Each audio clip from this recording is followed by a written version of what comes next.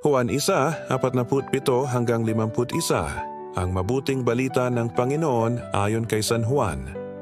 Noong panahong iyon, nang makita ni Jesus si Natanael, ay kanyang sinabi, "Masdan ninyo ang isang tunay na Israelita, siya'y hindi mandaraya?"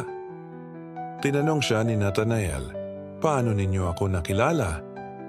Sumagot si Jesus, "Bago ka pa tawagin ni Felipe, nakita na kita nang ikaw ay nasa ilalim ng puno ng igos. Rabi, kayo po ang anak ng Diyos, kayo ang hari ng Israel." Wika ni Natanael. Sinabi ni Jesus, "Nanampalataya ka ba dahil sa sinabi ko sa iyong nakita kita sa ilalim ng puno ng igos?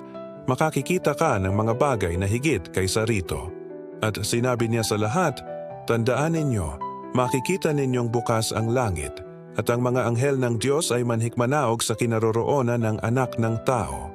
Ang mabuting balita ng Panginoon.